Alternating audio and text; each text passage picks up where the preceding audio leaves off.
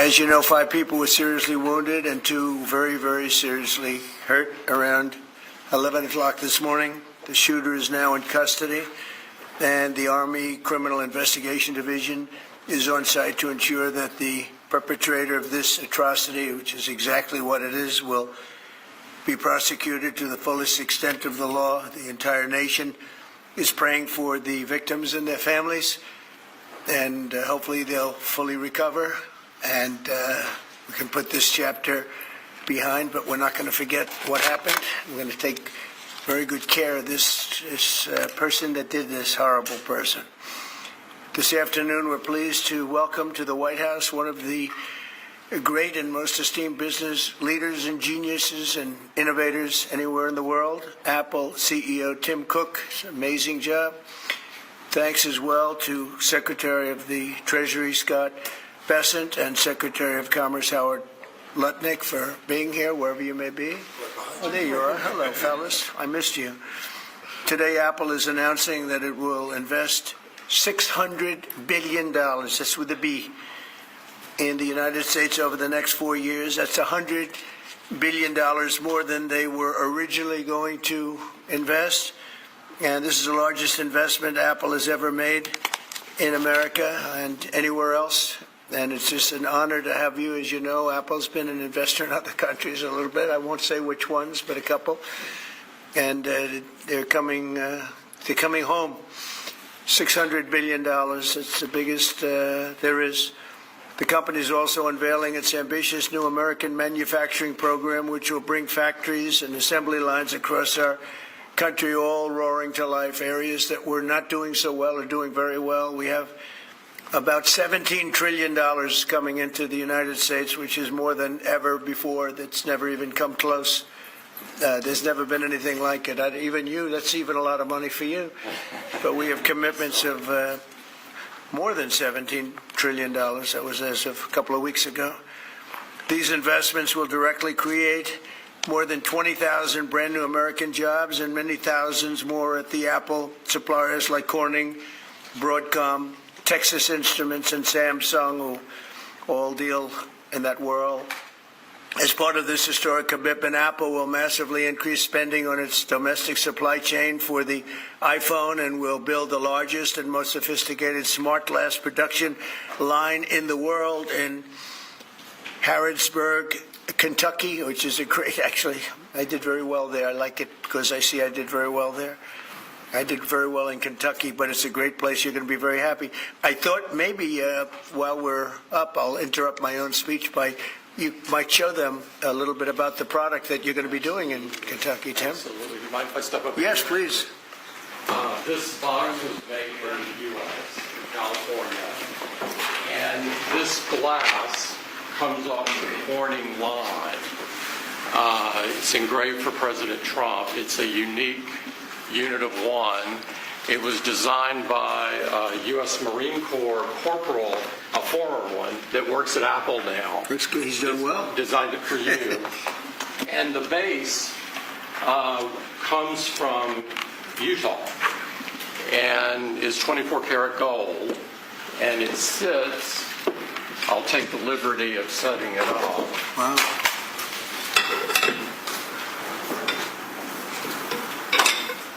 Well, let's see. There we go. Congratulations, Thank you Mr. very much. President. It's Thank you so fantastic. much. The great people of Kentucky. You're going to find it a great place to do business, too. It's fantastic. Isn't that nice? We're doing these things now in the United States instead of other countries, faraway countries.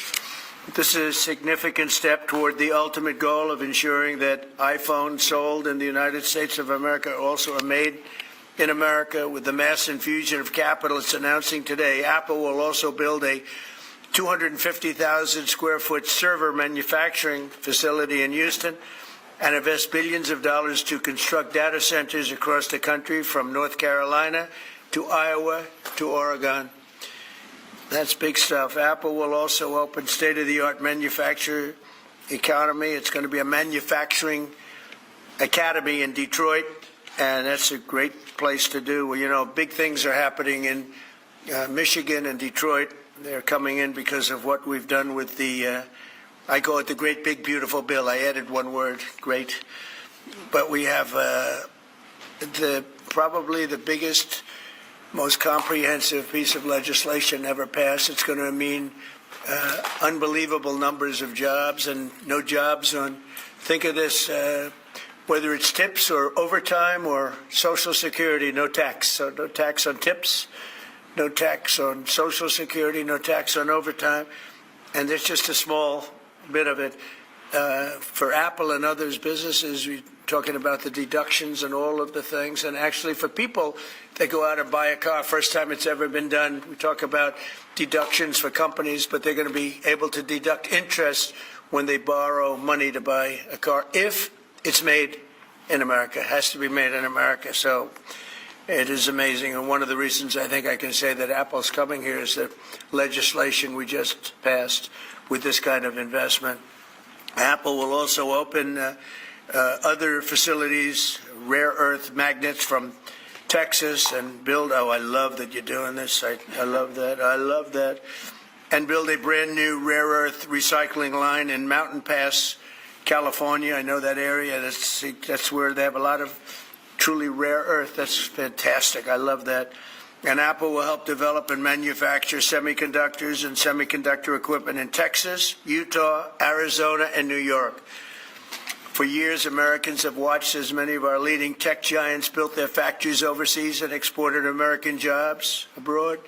But under the Trump administration, we're doing everything possible to make this the best place on earth to build a factory or grow businesses. I'm allowing them to build electric producing plants with their factory, because otherwise they'd have to hook into the grid. And I think it's one of the biggest things we've done, where you can build, Tim, your own electricity. You become your own electric manufacturer, and that goes along with the plant. So you become a utility. So congratulations, now you're in the utility. I hope they don't value your company based on utility, but that's okay. You're going to be making your own electricity, and as you probably know, for much of this and many of the things that we're doing, especially the AI, they would need actually double the electricity that the country now produces for everything. So it's massive electric, and they're going to be able to make their own, and they're getting very fast approvals. Lee Zeldin is doing a fantastic job, including with a 100% expensing on the one big beautiful bill. In return, we're asking our businesses to invest in America, and they're coming in at levels that we've never seen before. So I don't know when it shows up, but there are a lot of factories and a lot of plants that are either under construction or soon will be starting construction. So can't tell you exactly when, but I want to be around in about a year from now and 2 years from now, because we're going to see an explosion, I think, like this country has never seen before. Never.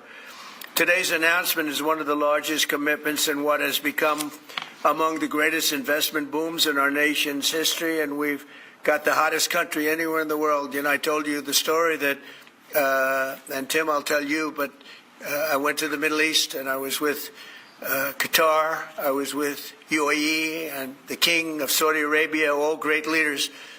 And then I went to NATO and saw many great leaders, and we just finished that about 4 weeks ago. Everyone, virtually everyone, said, in effect, that we were a dead country 1 year ago. America, this was a dead country. We were dying, we were dead. And now you've got the hottest country anywhere in the world. This would have never happened except for certain people. Thank you very much. I appreciate it. NVIDIA is investing $500 billion. To go along with Apple, $600 billion. $600 billion. Micron, great company, is investing $200 billion. IBM is investing more than $150 billion. SoftBank is investing substantially more than $100 billion. TSMC is investing $200 billion. Johnson & Johnson, $55 billion. Merck, Stellantis, and General Motors are putting many, many billions in. They haven't determined the final number. And many other countries are investing tens of billions of dollars, and I'm not going to give you the whole list because the list is too long to read. But it's hundreds of billions and even trillions. I mean, it's trillions of dollars that's being invested right now. Last week, it was announced that our economy grew at 3% in the second quarter, and consumer confidence is surging. Blue-collar wages are rising rapidly. Costs are way down. You know, I listen to these horrendous frauds on CNN and various other fake news networks, and they say costs are up. No, costs are down. Gasoline is down. It's going to soon, I believe, be less than $2 a gallon. It's around $2.40 right now, many places other than California where they tax you out of business, but and a couple of others. But gasoline is way down. The price of groceries are down.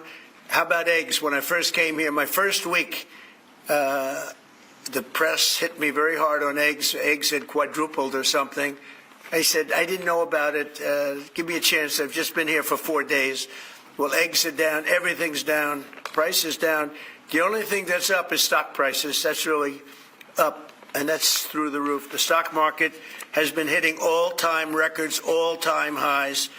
Last week, it was announced that our economy grew at levels that we haven't seen in a long time, but the real levels of growth are going to be judged in a year from now when you start seeing some of these incredible plants, because we have car plants opening. They're coming in from Canada, from Mexico, and from all over the world. And they're coming in because they like the way the election worked out, but they also like the fact that they don't want to pay tariffs. And the tariffs, I think, we're taking in hundreds of billions of dollars in tariffs. I won't be so specific other than to say, because we don't even know what the final number is. We just made a deal, as you know, with the EU where they're paying hundreds of billions of dollars. Japan paying hundreds of billions of dollars, and numerous other countries paying hundreds of billions of dollars. And we're not even completed there. And as you know, they found $25 billion 3 weeks ago. They said, we have a surplus of $25 billion. And they said, where did this come from? I said, check the tariffs. And they checked. They said, you're right, that's where it came from. And we've really just started. This is just in its infancy. So we have a great country. We have a country that is going to be very rich. It's a country that we're very proud of, but it's going to be very rich. And it's companies like Apple. They're coming home. They're all coming home.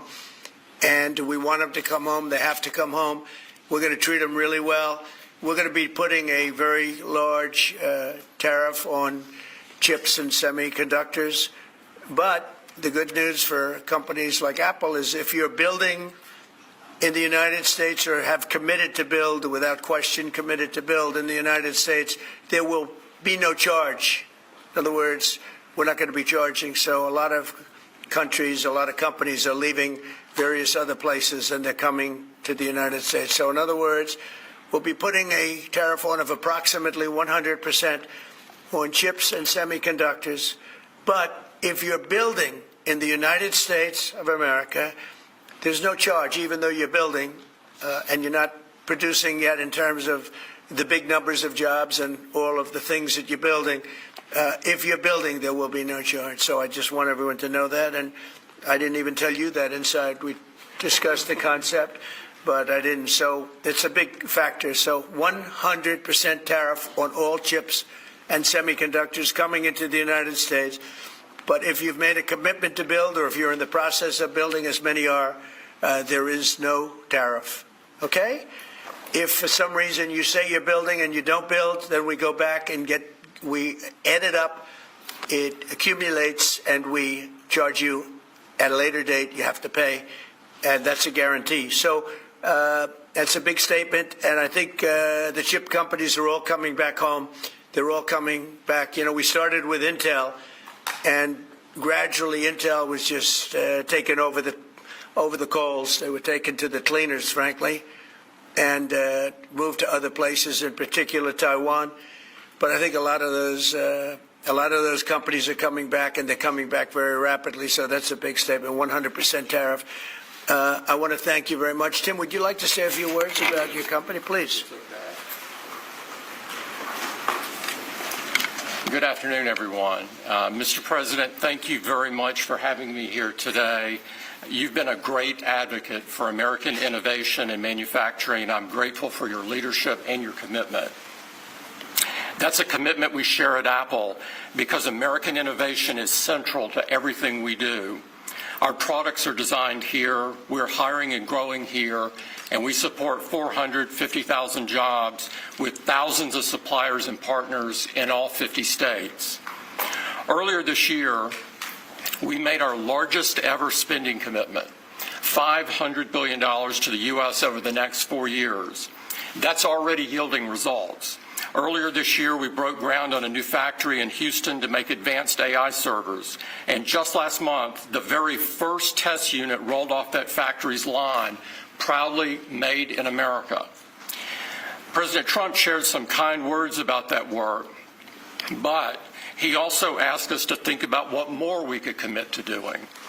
And Mr. President, we took that challenge very seriously. I'm glad to be here with you today, and I'm very proud to say that today we're committing an additional $100 billion to the United States, bringing our total U.S. investment to $600 billion over the next 4 years. As a part of this, we're launching Apple's American Manufacturing Program. It will spur even more production right here in America for critical components used in Apple products all around the world. And we're thrilled to announce that we've already signed new agreements with 10 companies across America to do just that. First, with today's announcements, I'm proud to say that Apple is leading the creation of an end-to-end silicon supply chain right here in America, from design to equipment to wafer production to fabrication to packaging. In Texas, we're working with manufacturers like Texas Instruments, Global Wafers America, and Applied Materials. We're working with Amcor in Arizona and Broadcom and Global Foundries in New York. Thanks to President Trump's vision, and with his help in his first term, we also led the way to bring TSMC to Arizona by committing to be their first and largest customer. Today, they're producing tens of millions of chips for Apple using one of the most advanced process technologies in America today. We're going to keep working with our suppliers to move even more of this incredibly advanced work to America. And this year alone, American manufacturers are on track to make 19 billion chips for Apple in 24 factories across 12 different states. Second, we're committed to buying American-made advanced rare earth magnets developed by MP Materials, which will become part of Apple's devices shipped around the world. MP is the only fully integrated rare earth producer in the United States, and with this partnership, they'll be significantly expanding their flagship facility in Fort Worth, Texas. We're also thrilled to work together on a cutting-edge rare earth recycling line in Mountain Pass, California. And third, in Kentucky, we've worked with our partners at Corning to build the world's largest and most advanced smartphone glass production line. And I'm pleased to announce that very soon, this is for the first time ever, every single new iPhone and every single new Apple Watch sold anywhere in the world will contain cover glass made in Kentucky. In addition to the American Manufacturing Program, we're also significantly growing our investments in AI, including expanding data center capacity in North Carolina, in Nevada, in Iowa, in Arizona, and Oregon. So we're going to keep making investments right here in America. We're going to keep hiring in America. And we're going to keep building technologies at the heart of our products right here in America. Because we're a proud American company, and we believe deeply in the promise of this great nation. Thank you all, and thank you, President Trump, for putting American innovation and American jobs front and center. Thank you, sir. Great honor. Thank you. Very much. Thank you. Appreciate it. What a job he's done. What a job. Incredible. I want to thank you very much, and thank you, JD, for helping along. Good job. Really good job. Any questions, please? Mr. President, Yes. you promised on the campaign trail to bring forth a manufacturing renaissance. You just mentioned $17 trillion in your first 7 months or so. Can you talk about how an investment like this, all the other ones that you laid out, will positively impact the millions of Americans that trusted you with their vote? Thank you very much. It changes our country. I mean, our country is a very different country than it was 6 months ago. And people like Tim are coming. We had Micron in yesterday. We had all of the big, great companies that you read about, you don't know about, but you read about.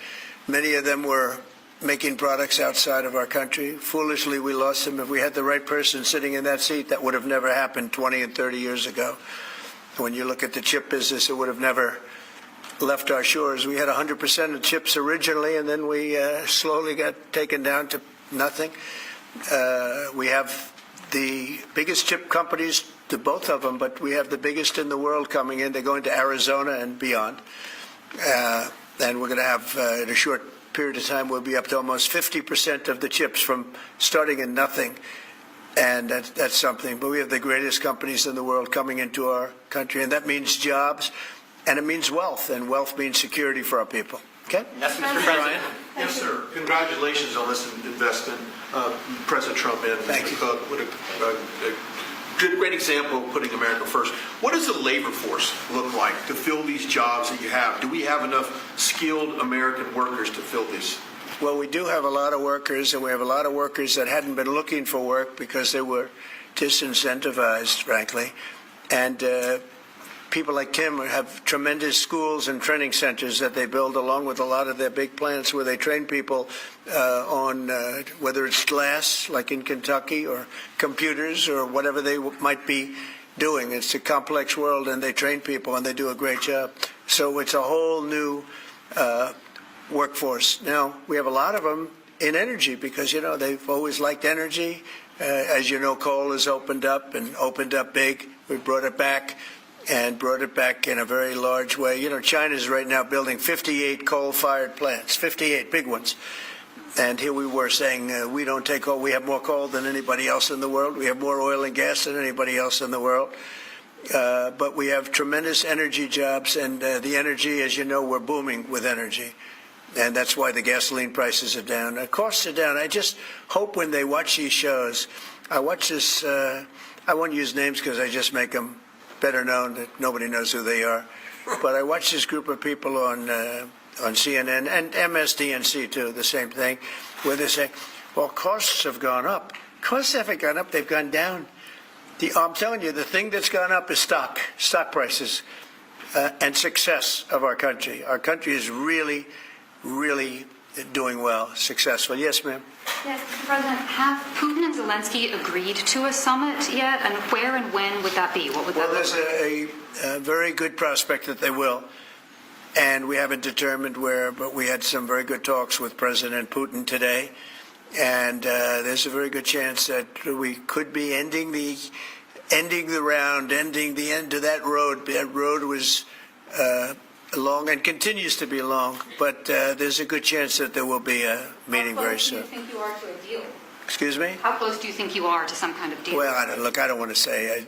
I've been disappointed before with this one. You know, we've solved 5 wars, plus add to that Iran, where we wiped out their nuclear capacity for weapons. They would have had a weapon within 2 months, maybe less, and that was totally obliterated. It turned out it was a total obliteration, and the pilots and the people that did that job are really, we have the greatest armed forces in the world, but that was really something. In fact, there's a model of the plane right there. So, you got to bring that up, Susie. We have to see that. Look at this. This was just given to me. You know, we ordered brand new B-2 bombers. This is a plane that over a period of 36 hours of constant flying. Look at this. So this is the brand new one they just ordered. Similar, but actually quite different. It's new and enhanced. It's an amazing machine. It went 36 hours. We had 52 tankers up in the air loading up our planes because this was surrounded by F-22s and F-35s, and it was flawless, Tim. Even you would say it was flawless. And every one of those bombs hit their target. And then we had Tomahawks shot in from a submarine 300 miles away, and they hit every single Tomahawk hit its target. It was amazing. And that was a big threat. That was a nuclear threat. And here's the new one that we just ordered, a large number of them. I'll put it. Mr. President, Mr. President, Mr. President, what was the, President. Mr. President, what was the breakthrough today? Did Vladimir Putin make some kind of concession that he hasn't been willing to make before? I don't call it a breakthrough. I mean, we've been working on this a long time. There are thousands of young people dying, mostly soldiers, but also, missiles being hit into Kiev and other places. But in terms of soldiers, I think Russia's lost over 20,000 since the beginning of the year. 20,000. And I guess the estimate for Ukraine is about 9,000. It's a terrible situation. We want to get it stopped. We don't have American soldiers there, but I feel I have an obligation to get it stopped. This was not my war. This war would have never started, not even a chance. And it didn't start for 4 years. It went 4 years and didn't start. But this is Biden's war. This was on his watch. And, it's funny, we had no land was taken from Trump. It was taken from Bush. It was taken from Biden. The whole thing they would take from Biden if it weren't for us. But it was taken by Obama. Take a look at what was taken with all of the land that was taken. Nothing was taken by Russia from us. Not 1 ounce of land was taken. I'm here to get the thing over with. It would have never started if I were president, and we're here to get it stopped and get the death stopped. Yeah, please. President, in the past, you said you would know if Putin was tacking you along. What gives you any confidence that he is or isn't doing that this time around? Can't answer the question yet. I'll tell you in a matter of weeks, maybe less. But we've made a lot of progress. And as you know, we put a 50% tariff on India on oil. They're the second largest. They're very close to China in terms of the purchase of oil from Russia. But so I don't know if that had anything to do with it. But we've had very productive talks today. Yes, ma'am? President Trump, on federalizing D.C., are you considering taking over the D.C. police? Is that an option on the table? We're considering it, yeah, because the crime is ridiculous. I could show you a chart comparing D.C. to other locations, and you're not going to want to see what it looks like. It was just up on television, actually. They were showing it. Now, we want to have a great, safe capital, and we're going to have it. And that includes cleanliness, and it includes other things. We have a capital that's very unsafe. We just almost lost a young man, beautiful, handsome guy that got the hell knocked out of him the night before last. And I'm going to call him now. We wanted to give him a little recovery time. We just put a call into him. They're calling back in a little while, but he went through a bad situation, to put it mildly, and there's too much of it. We're gonna do something about it. So whether you call it federalized or what, and that also includes the graffiti that you see, the papers all over the place, the roads that are in bad shape, the medians that are falling down, the median in between roads that's falling down. We're going to beautify the city. We're going to make it beautiful. And what a shame. The rate of crime, the rate of muggings, killings, and everything else, we're not going to let it. And that includes bringing in the National Guard, maybe very quickly, too. And do you want Congress to look at overturning the D.C. Home Rule Act? We're going to look at that. In fact, the lawyers are already studying it. We have to run D.C. This has to be the best-run place in the country, not the worst-run place in the country. And it has so much potential. And we're going to take care of it. You're going to be safe. You're going to be safe walking down streets. You're not going to get mugged. Mr. President, if you do reach a deal with Ukraine and Russia, would you drop the additional tariffs on India? Well, we'll determine that later. But right now they're paying a 50% tariff. Okay. Mr. President, Mr. President, Mr. President. One for Mr. Cook as well on the iPhone, if I may. Sure. The president wants a made-in-the-USA iPhone. What are the chances that you can actually make that happen? Well, if you look at the bulk of it, we're doing a lot of the semiconductors here. We're doing the glass here. We're doing the Face ID module here. And so there's a ton of it. And we're doing these for products sold elsewhere in the world. And so there's a lot of content in there from the United States. But what about the whole thing? We're very proud of it. Can you make the whole thing is here? just the final assembly that you're focused on. And that will be elsewhere for a while. He makes many of the components here, and we've been talking about it, and the whole thing is set up at other places, and it's been there for a long time. So in terms of cost and all, but I think we may incentivize him enough that one day he'll be bringing that. But he brings most of the stuff. Look, he's not making this kind of an investment anywhere in the world, not even close. He's coming back. I mean, Apple's coming back to America. Thank you. Mr. President, Let me go. Please. Indian officials have said that there are other countries that are buying Russian oil. It's okay. Like China, for instance, It's buys okay. more. Yeah. Why are you singling India out for these additional It's sanctions? only been 8 hours, so let's see what happens We're over going to the see next. more secondary Yeah, sanctions. you're going very to see a soon. lot more. So this is a taste of what's You're going to see a coming. lot more. You're Mr. going to see so President, much you were the driving- secondary sanctions. Yes, ma'am. Sorry, you were the driving force behind Operation Warp Speed, these mRNA vaccines that are the gold standard. Now your health secretary is pulling back all the funding for research. He's saying that the risks outweigh the benefits, which puts him at odds with the Research entire medical community and with you. What is going on Research on what? into mRNA vaccines? Well, we're going to look at that. We're talking about it, and they're doing a very good job. And, you know, that is a pass. Operation Warp Speed was, whether you're Republican or Democrat, considered one of the most incredible things ever done in this country. The efficiency, the way it was done, the distribution, everything about it has been amazing. But, you know, that was now a long time ago. And we're on to other things. But we are speaking about it. We have meetings about it tomorrow at 12 o'clock, and we'll determine. But we're looking for other answers to other problems, to other sicknesses and diseases, and I think we're doing really well. Yes, ma'am. Thank you, Mr. President. You said many times that you want to stop wars in the Middle East. Now, Prime Minister Netanyahu is contemplating reoccupying Gaza entirely. Is he defying you, sir, or are you giving him a green light? Well, we have stopped wars in the Middle East by stopping Iran from having a nuclear weapon, and they're you know, they can say they're going to start all over again, but that's a very dangerous thing for them to do, because we'll be back as soon as they start. We'll be back, and I think they understand that. They're just words, but no, we've stopped a lot of wars in the Middle East. If you think about what we did with Iran, Iran was the perpetrator of hate. A very evil place, and I think it's going to be a lot different in the coming years. On the India penalties, do you have any similar plans to enact more tariffs on China as it relates to their purchases? Could happen. Depends on how we do. Could happen. I've got an entertainment-based question for you. A few weeks ago, Stephen Colbert announced that he was leaving his show. Howard Stern announced that him and Sirius XM Radio are parting ways. Do you think the hate Trump business model that's been in the entertainment business is going out of business because it's not popular with the American people? Well, it hasn't worked, and it hasn't worked really for a long time, and I would say pretty much from the beginning.